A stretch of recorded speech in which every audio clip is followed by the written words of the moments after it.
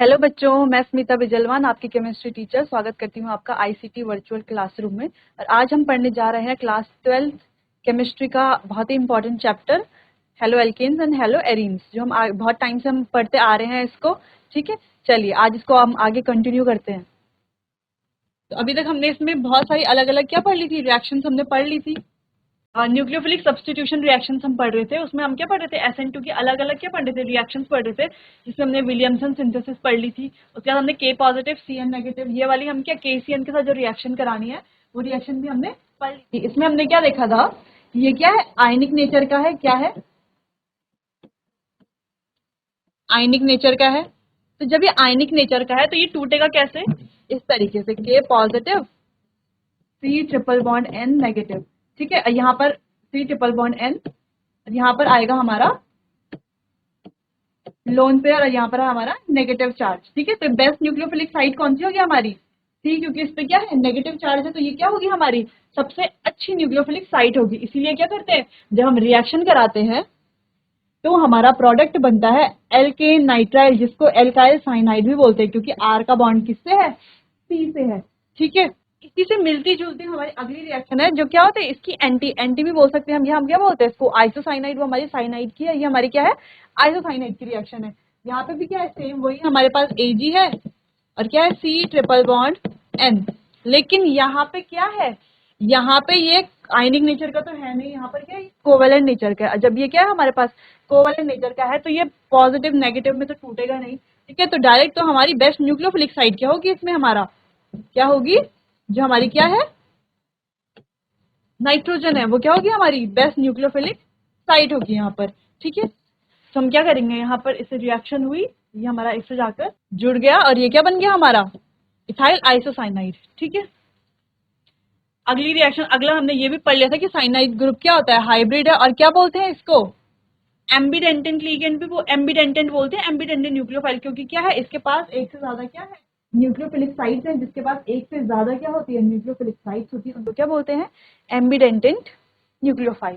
ठीक है, चलिए ये हमने पढ़ लिया था जब CN से लिंकिंग होगी और जब N से लिंकिंग होगी तब क्या बनेगा हमारा, एल्काइल साइनाइड्स बनेगा और एक में आइसोसाइनाइड्स बनेगा। ठीक है, ये भी हमने पढ़ लिया। ठीक है, क्या है, KCN क्या है, हमारा आयनिक नेचर का है। ठीक है, जिससे क्या होता है, जो साइनाइड आयन्स हो जाते हैं सॉल्यूशन में। ठीक है, both carbon and nitrogen atom are in a position to donate electron pairs. तो कार्बन नाइट्रोजन दोनों ही क्या है, डोनेट करने की पोजीशन में है, लेकिन अटैक कहाँ से होगा, मेनली कार्बन से होगा। ठीक है, कि through since the CC bond is more stable then the CN bond, क्योंकि CC बॉन्ड क्या है, ज्यादा स्टेबल है CN बॉन्ड से। ठीक है, और जो AgCN है वो क्या है, हमारा कोवेलेंट नेचर का है। क्या है, कोवेलेंट नेचर का है, जो हम पढ़ चुके हैं। क्या है ये हमारा कोवेलेंट नेचर का है, इसलिए हमारी नाइट्रोजन क्या होगी, हमारी न्यूक्लियोफिलिक साइट होगी। अटैक कहाँ से होगा, नाइट्रोजन से होगा। ठीक है, जो प्रोडक्ट हमारा क्या बन जाएगा, आइसोसाइनाइड प्रोडक्ट बन जाएगा, इथाइल आइसोसाइनाइड। ठीक है, आइसोसाइनाइड प्रोडक्ट बन जाएगा, ये भी हमने देख लिया था। ठीक है, बाकी हमने नाइट्राइट वो देख लिया था। रोनो हमारा क्या बन रहा था, हमने इजी वे में याद करने के लिए क्या क्या उसके लिए बनाया था, कि रोनो किस तरीके से हम याद करेंगे, रोनो। यहाँ पर भी क्या है, के क्या है, पॉजिटिव नेगेटिव में टूटेगा, ये इस तरीके से होगा, के positive O negative double bond O. ठीक है, तो इस बार कौन सी होगी हमारी न्यूक्लियोफिलिक साइड, ओ होगी, ओ से अटैक होगा। जबकि यहाँ आगे पर हमारी न्यूक्लियोफिलिक साइड क्या होगी, एन होगी, एन से अटैक होगा। तो यहाँ बनेगा नाइट्रो एल्केन और यहाँ पर बनेगा हमारा एल्काइल नाइट्राइट। ठीक है, ये भी हमने पढ़ लिया था। ये भी हमने पढ़ लिया था, क्या था कि लिंकेज इस तरीके से होगी। ठीक है, नाइट्रो एल्केन्स बनेगा। फिर हमने क्या पढ़ा था कि KNO2 में क्या है, आयनिक कंपाउंड है, जिस वजह से हमारा अटैक कहाँ से होगा, ओ से होगा। और AgNO2 क्या है, कोवेलेंट कंपाउंड है, जिस वजह से किससे होगा हमारा अटैक, नाइट्रोजन से होगा। ठीक है, चलिए ये भी हमने पढ़ लिया था। अमाइन फॉर्मेशंस भी हमने पढ़ लिए थे कि अमीन्स हमारे कैसे कैसे बनेंगे, इसको भी हमने क्या कर लिया था, अच्छे से पढ़ लिया था। ठीक है, चलिए अब आगे बढ़ते हैं रिएक्शन की तरफ। इसमें क्या लिखा है, we can sum up the order of reactivity of alkyl halides toward SN1 reaction SN2 reaction as follows.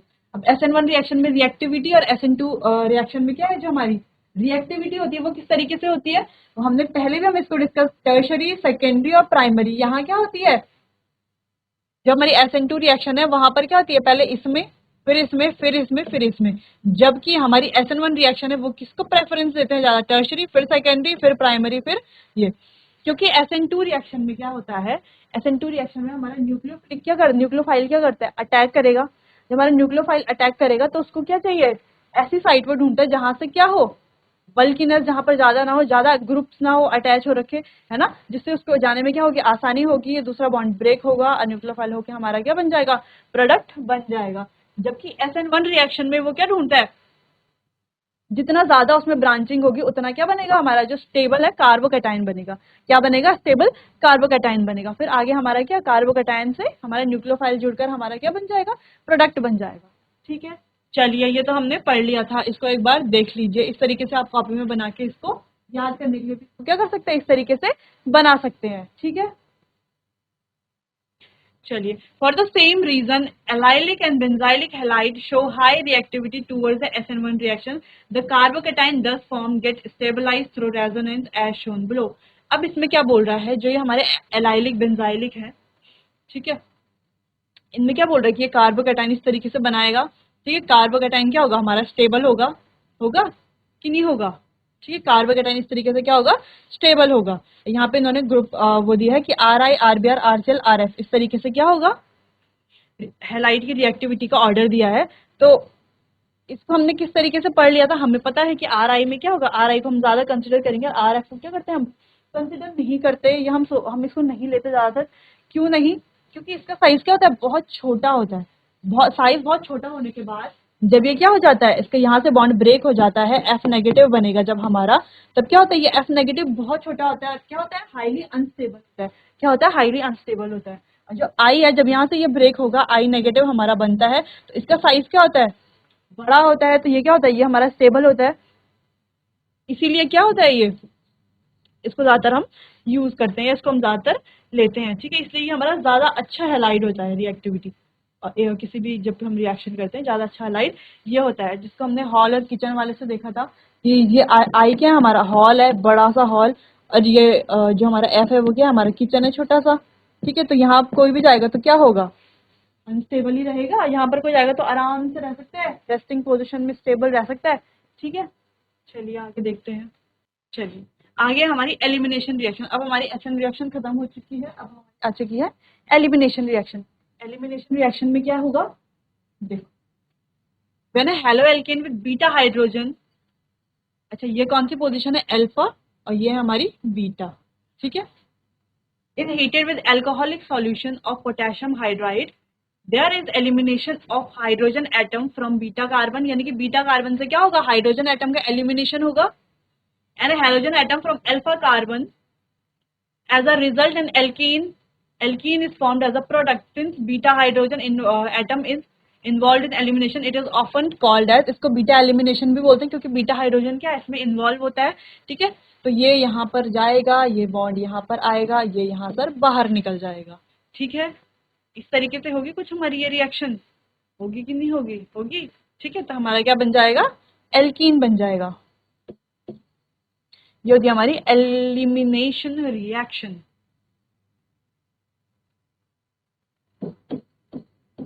Alcoholic KOH की प्रेजेंस में हो रही है, अल्कोहलिक KOH। ठीक है, चलिए इसको इस तरीके से देखते हैं। इसको हम क्या कर सकते हैं, इसको हम रिमेंबर यानी कि इसको याद रखने के लिए हम इस तरीके से देख सकते हैं कि यहाँ पे क्या हो रहा है, यहाँ पे HCX। ठीक है, ये यहाँ पर क्या आएगा, हमारा अटैक करेगा।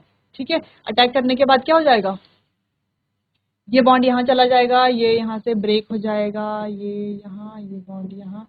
ठीक है, इसको हम इस तरीके से लिख सकते हैं, देखिए सिर्फ रिमेंबर, ऐसा कुछ होता नहीं है, पर हम क्या रिमेंबर करने के लिए इसको क्या कर सकते हैं, लिख सकते हैं इस तरीके से कि क्या हो रहा है, ये यहाँ से ब्रेक हो रहा है, और ये वाला बॉन्ड क्या हो रहा है, फॉर्म हो रहा है, और ये यहाँ से बाहर जा रहा है। ऐसा बोल सकते हैं हम कि यहाँ पर क्या बन रही है, एक तरह से ट्रांजिशन स्टेट बन रही है। क्या बन रही है, ट्रांजिशन स्टेट बन रही है। हालांकि ऐसे बनती नहीं है, पर हम याद रखने के लिए हम इसको ऐसे बोल सकते हैं कि हाँ इस तरीके से ही हो रहा है, यहाँ पर बॉन्ड बनेगा, एल्कीन बन जाएगी हमारी।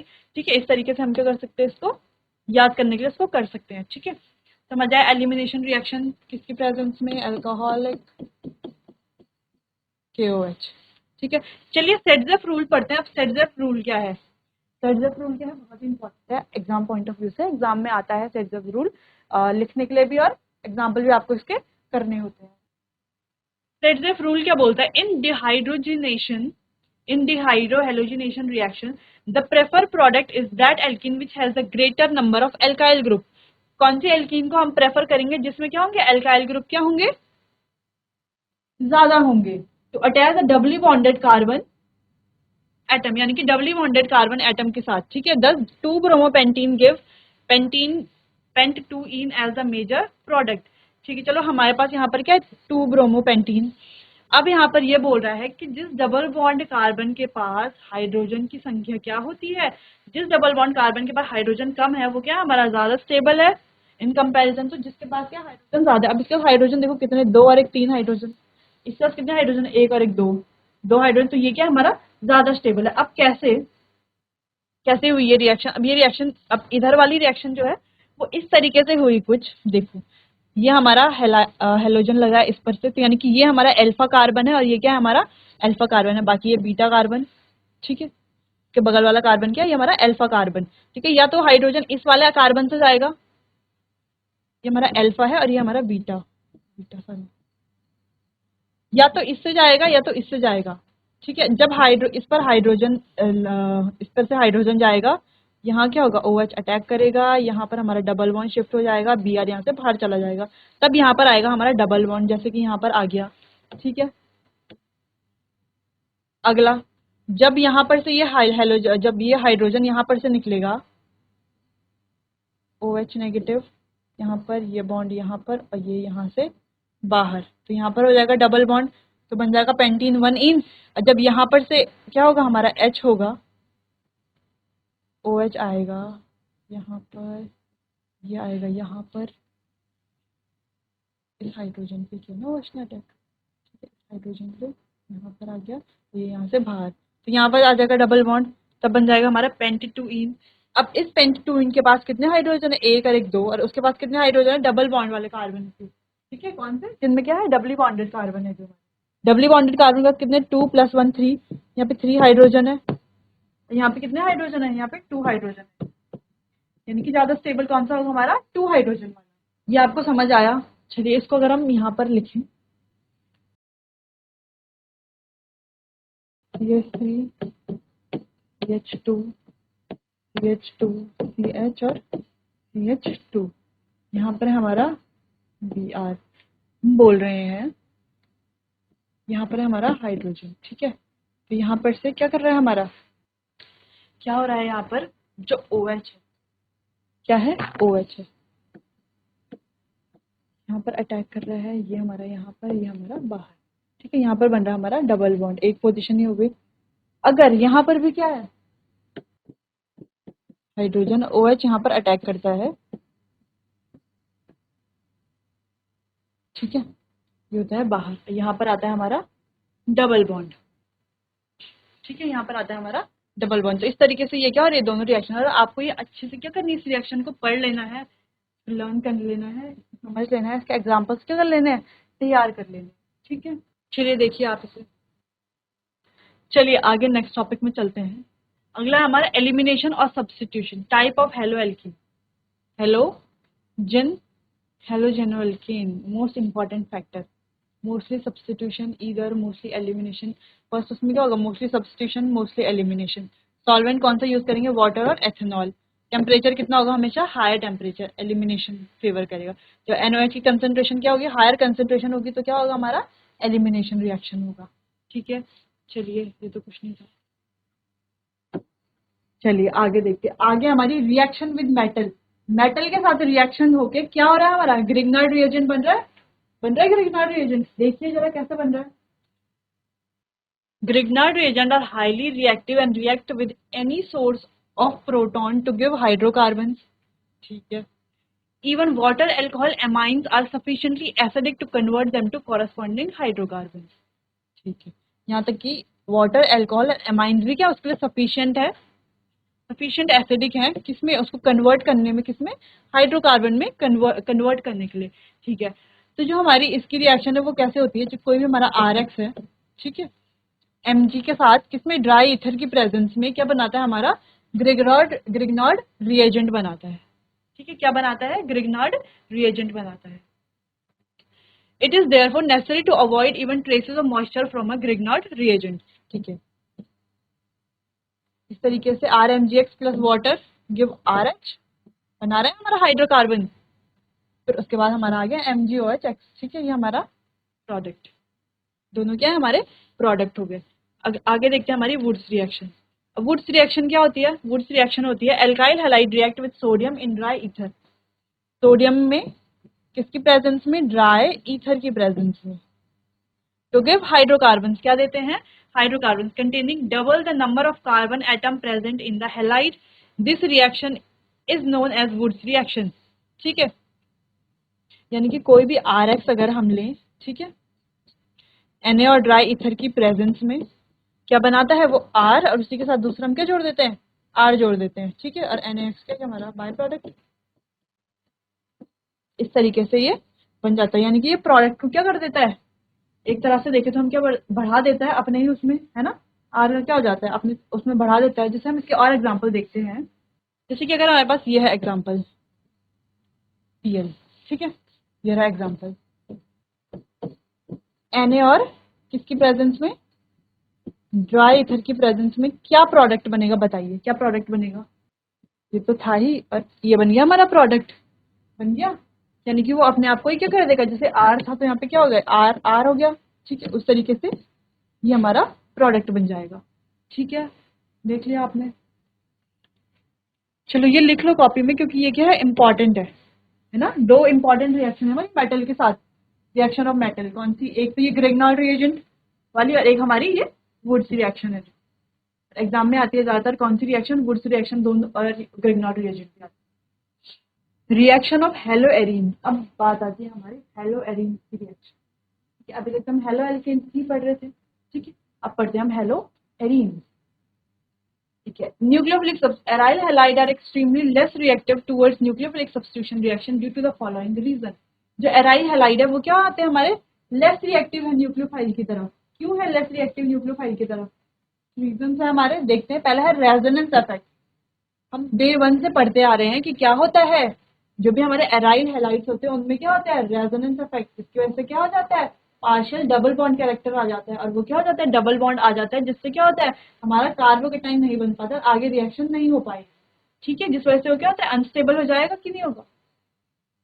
इन haloarenes the electron pairs on halogen atom are in conjugation with pi electrons of the ring and the following resonating structure are possible। यानी कि इसमें क्या बोल रहा है कि जो इलेक्ट्रॉन पेयर्स है हेलोजन एटम में वो क्या है, कॉन्जुगेशन में है। कॉन्जुगेशन पता है ना आपको क्या होता है, कॉन्जुगेशन सिंगल डबल, यानी कि ये क्या है, कॉन्जुगेशन है ना, यहाँ पे सिंगल डबल ये बॉन्ड, ठीक है। तो यहाँ पे भी कॉन्जुगेशन है, यहाँ पे क्या, lone pair single bond single double lone pair single, हो गया, यहाँ पर है, यहाँ पर कॉन्जुगेशन, बिल्कुल कॉन्जुगेशन है, ठीक है। जब कॉन्जुगेशन है तो क्या होगा, ये Cl के इलेक्ट्रॉन्स यहाँ पर आएंगे, पार्शियल डबल बॉन्ड क्रिएट होगा, फिर यहाँ पर जाएंगे, ठीक है। तो क्या हो रहा है हमारा Cl पे, क्या आ रहा है हमारा, जो हमारा एराइल हैलाइड है, तो वहाँ यहाँ पर क्या आ रहा है, जो हमारा हेलोजन से अटैच है वहां पर आ रहा है पार्शियल डबल बॉन्ड कैरेक्टर, क्या आ रहा है, पार्शियल डबल बॉन्ड कैरेक्टर, जिस वजह से क्या हो रहा है, रेजोनेंस हो रहा है, क्या हो रहा है, रेजोनेंस हो रहा है। इसलिए क्या नहीं हो पाता, इनमें रिएक्शन होना क्या होता है, मुश्किल होता है, रिएक्शन नहीं हो पाती, ठीक है। तो यहाँ पर न्यूक्लियोफिलिक सब्स्टिट्यूशन रिएक्शन नहीं होती, ठीक है। दूसरा, difference in hybridisation of carbon atom, carbon atom की क्या होती है, हाइब्रिडाइजेशन में भी क्या होता है, डिफरेंस होता है।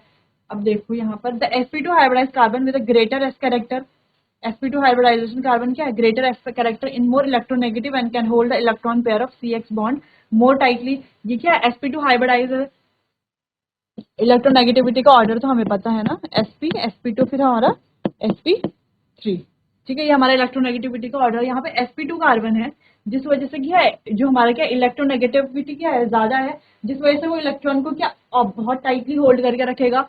ठीक है, sp3 hybridise carbon halo alkane with less S character. जो हमारा sp3 है उसमें क्या सबसे कम लेस कैरेक्टर है, कितना है यहाँ पर, कितना होता है हमारे यहाँ पर 25% एस कैरेक्टर। यहाँ पर क्या होता है ऑलमोस्ट 33 पॉइंट समथिंग। ठीक है, यहाँ पर तो हमारा होता है 50% एस कैरेक्टर, होता है 50% एस कैरेक्टर। पता है ना इसको हमने किस हिसाब से, किस तरीके से हमने कैलकुलेट किया, किस तरीके से कैलकुलेट किया, ये पता है ना सबको, किस तरीके की टोटल होता है हमारे पास 100%। यहाँ पर है एस और पी, यहाँ पर है एस पी और पी, यहाँ पर है एस पी और पी। तो यहाँ पर कितना है, इसमें दोनों में कितना इक्वली डिवाइड होगा, 50-50%। यहाँ पर 33 point something, 33 point something, 33 point something. ठीक है, ठीक है, यहाँ पर 25%, 25%, 25% और 25%। ठीक है, इस तरीके से होता है ये हमारा, होता है इस तरीके से। ठीक है, तो क्या बोल रहा है कि जो ये वाला हमारा क्या है, जो हमारे एराइल हैलाइड्स हैं उसमें क्या है sp2 हाइब्रिडाइज है, हाइब्रिडाइजेशन है, किस वजह से, ये जो डबल बॉन्ड है, ये जो बेंजीन रिंग है इसमें क्या है अंदर डबल बॉन्ड है ना, इस वजह से क्या है यहाँ पर sp2 हाइब्रिडाइज। यहाँ पर तो हमारा क्या sp3 हाइब्रिडाइज कार्बन है। तो sp2 हाइब्रिडाइज कार्बन क्या होता है, ज्यादा इलेक्ट्रोनेगेटिव होता है। क्या होता है, ज्यादा इलेक्ट्रोनेगेटिव होता है, क्योंकि उसमें क्या है एस कैरेक्टर ज्यादा है, इसलिए वो इलेक्ट्रॉन को क्या करता है, इलेक्ट्रॉन पेयर CX बॉन्ड के इलेक्ट्रॉन पेयर को क्या करता है, मोर टाइटली अपने पास क्या करता है, होल्ड करके रखता है बहुत टाइटली। अगर वो होल्ड करके रख रहा है अपने पास तो बॉन्ड ब्रेक नहीं होगा, बॉन्ड ब्रेक नहीं होगा तो कार्बोकैटायन नहीं बनेगा, आगे रिएक्शन कैरी फॉरवर्ड नहीं होगी। ठीक है, जबकि जो हमारे sp3 हाइब्रिडाइज कार्बन है हेलो एल्केन वाले, उसमें क्या है एस कैरेक्टर कम है, दिख रहा है हमें यहाँ पे sp3 एस कैरेक्टर कम है, जिस वजह से क्या होता है यहाँ पर न्यूक्लियोफाइल आकर अटैक करेगा इसके एंटी बॉन्डिंग में, और यहाँ पर से ये बॉन्ड ब्रेक होके हट जाएगा। ठीक है, या तो हम ये बोल रहे हैं कि क्या होगा यहाँ पर, चलिए हाँ यही होगा। चलिए, ये अगर यहाँ पे न्यूक्लियोफिलिक सब्स्टिट्यूशन 1 होगी, न्यूक्लियोफिलिक 1 होगी तो क्या बनेगा हमारा, कार्बोकैटायन बनेगा। ठीक है, चलिए इतना समझ में आया। देखिए इसे कुछ पूछना है इससे तो आप पूछ सकते हैं। ठीक है, पूछिए इससे, अगर कुछ पूछना है तो देखिए इसे अच्छे से। चलिए, ये आपने पढ़ लिया, इतना आपको समझ में आ गया होगा। चलिए, बाकी आगे हम पढ़ेंगे हमारे नेक्स्ट लेक्चर में। ठीक है, नेक्स्ट लेक्चर में कोशिश करेंगे कि आगे क्या करें, हम जल्दी जल्दी चैप्टर को खत्म करें, इसे क्वेश्चंस करें, उसके बाद हम नेक्स्ट चैप्टर स्टार्ट करें। एग्जाम्स आने वाले हैं, तब तक आप पढ़ाई करते रहिए अच्छे से, और आपको कुछ पूछना है, कोई भी डाउट है तो आप पूछ सकते हैं। Thank you.